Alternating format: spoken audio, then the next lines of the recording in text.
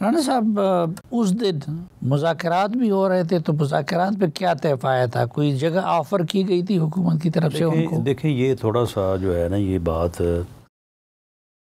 مس understood ہوتی ہے. یہ جو ایڈمنسٹریٹو نوعیت کے مذاکرات ہوتے ہیں ان کو آپ ان مذاکرات کا نعم البدل نہیں کہہ سکتے جن مذاکرات کی ہم جن کو ہم پولیٹیکل ڈائلاگ کہتے ہیں. یہ وہ نہیں ہوتے. جب بھی کوئی تنظیم جو ہے وہ ایجیٹیشن کا پروگرام بناتی ہے، اس شہر کی، اس ڈویژن کی، اس ڈسٹرکٹ کی جو انتظامیہ ہے وہ ان کے ساتھ رابطہ کرتی ہے کہ جی آپ آ رہے ہیں، آپ نے جلسہ کرنا ہے، ریلی کرنی ہے، کیا کریں گے، کیسے کریں گے، کہاں پہ بیٹھیں گے.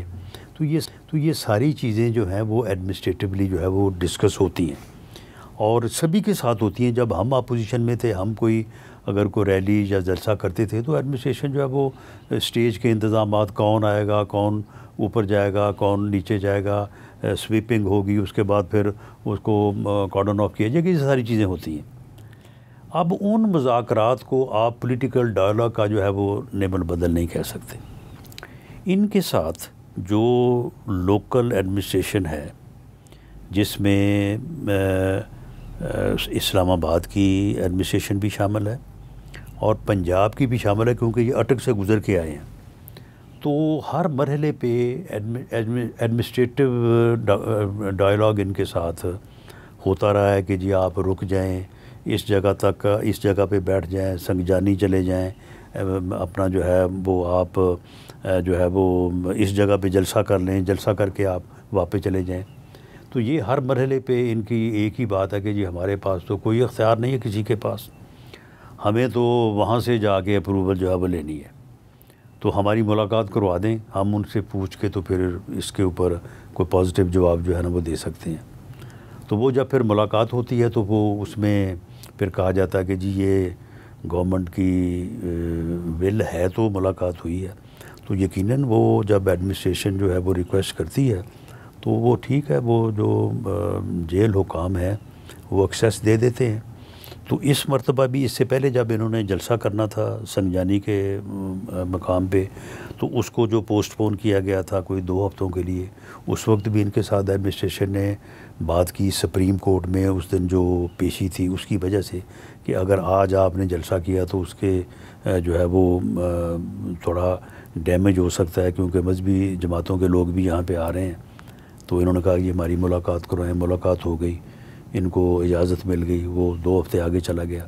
تو اب بھی جو ہے وہ اس کے اوپر ان کے ساتھ ایڈمنسٹریشن جو ہے وہ مذاکرات کرتی رہی ہے کہ آپ ریڈ زون میں نہ آئیں، آپ ڈی چوک نہ آئیں، آپ اس کے پیچھے کوئی مقام جو ہے وہ طے کر لیں، وہاں پہ آپ بیٹھ جائیں، وہاں پہ آپ دھرنا دے دیں. پھر یہ سنگجانی والا معاملہ جو ہے اس کے اوپر بھی، تو اس کے لیے جو ہے یہ انہوں نے جتنی مرتبہ بھی کہا، میرا خیال ہے 3-4 مرتبہ ان کی جو ہے وہ ملاقات. یہ ڈی چوک میں کیا رکھا ہے کہ اپوزیشن یا جلسہ کرنے والا باہر صورت وہاں جانا چاہتا ہے اور حکومت باہر صورت ان کو روکنا چاہتی ہے؟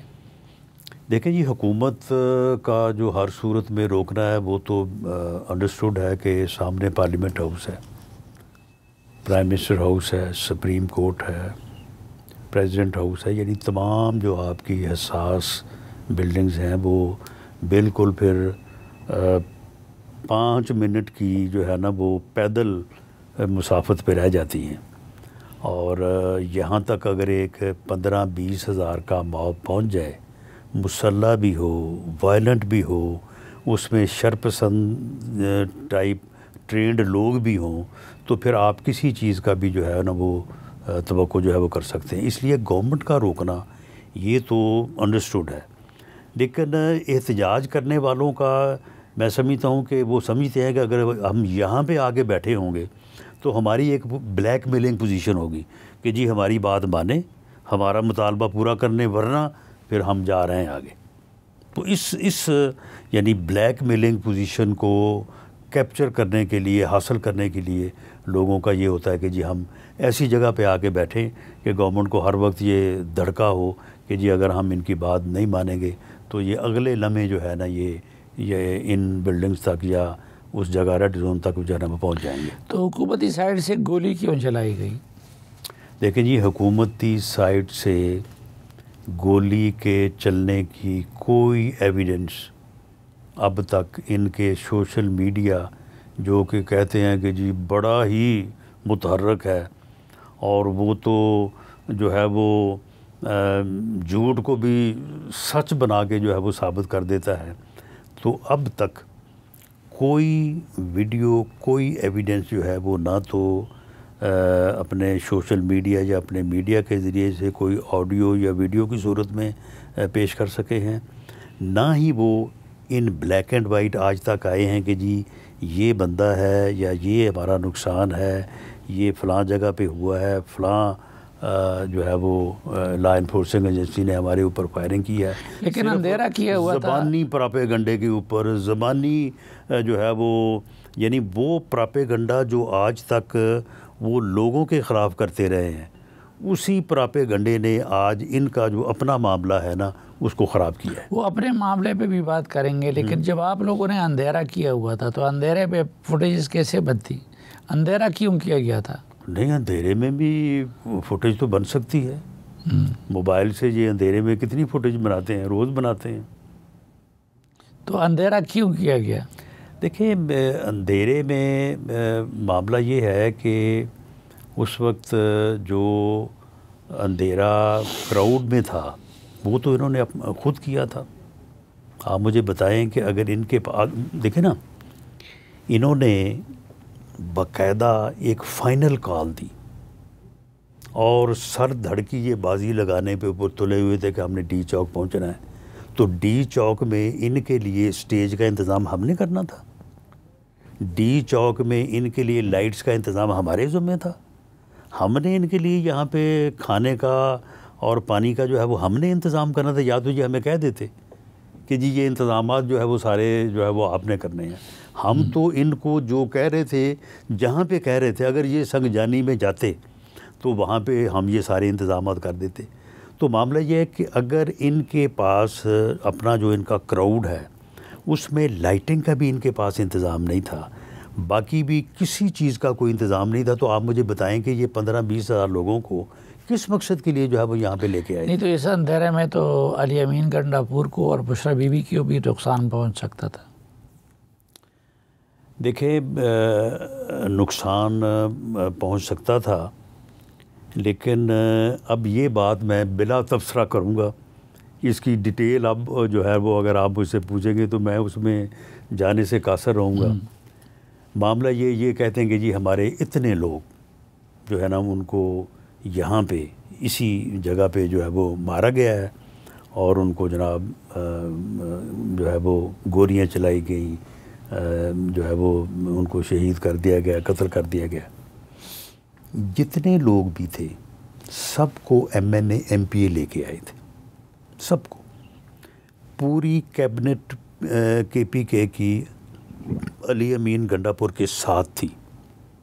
آپ مجھے بتائیں کہ اگر یہاں پہ فائرنگ ہوئی ہے اور اندھا دھند فائرنگ ہوئی ہے اور ان مشین گنوں سے فائرنگ ہوئی ہے جو عمر ایوب صاحب کہہ رہے تھے کہ پتہ نہیں وہ 1 سیکنڈ میں جو ہے وہ کتنے ہزار گولیاں نکالتی ہے، اور وہ امریکہ کے علاوہ جو ہے وہ خیر کسی کے پاس نہیں ہے، یا وہ فوج کے پاس ہے یا وہ فلاں لا انفورسنگ ایجنسی کے پاس ہے، اتنی فائرنگ ہوئی ہے تو کوئی ایم این اے، کوئی ایم پی اے، کوئی منسٹر، کسی کو خراش تک نہیں آئی؟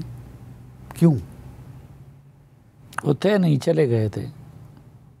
تو پھر یہاں پہ تھا کون؟ ورکرز سے۔ تو ورکرز سے معاملہ یہ ہے کہ ہم بھی بطور M N A M P A ساری زندگی یہی کام روکتے بھی رہے ہیں، لیکن زیادہ عرصہ کرتے رہے ہیں۔ اگر آپ جلسہ گاہ میں چلے، یہ تو ایک احتجاجی پروگرام تھا نا، لوگوں کو خطرہ بھی ہوتا ہے کہ ہمیں نقصان نہ پہنچے، جلسہ گاہ میں آپ اپنے حلقے سے 2000 آدمی لے کے جائیں، آپ ان کے ساتھ نہ بیٹھیں، ان میں سے 200 آدمی بھی نہیں بیٹھتا وہاں پہ۔ اگر وہ ساتھ لانے والے چلے گئے تھے تو پھر یہاں پر تو تھا ہی کوئی نہیں، پھر ایسے ہی بشرا بی بی کہتی ہے میں جو ہے وہ ہوا میں جو ہے وہ اتنی فائرنگ کرنی تھی یا گولیاں چلانی تھی. لیڈ تو وہ کر رہی تھی. بشرا بی بی کہتی ہے کہ میں تو آخری وقت تک اکیلے ڈی چوک میں موجود رہی. وہ کہتی ہے کہ میں 12:30 بجے میں وہاں پہ موجود تھی اور میں اکیلی تھی. ان کی جو گاڑی یہاں سے گئی ہے جس وقت وہ علی امین گنڈا پور اور بشرا بی بی جو ہے وہ یہاں سے روانہ ہوئی ہیں, وہاں پہ جو کو تھوڑے بہت ورکر تھے انہوں نے ان کو روکنے کی بھی کوشش کی ہے. وہ ویڈیوز موجود ہیں. اس کے بعد جب یہ گاڑی میں بیٹھے ہیں وہ ویڈیو موجود ہے. تو یہ تو تقریباً 11:15 بجے جو ہے یہ وہاں پہ تھے اپنا منال پہ ان کی جو ہے وہ پوزیشن ہے.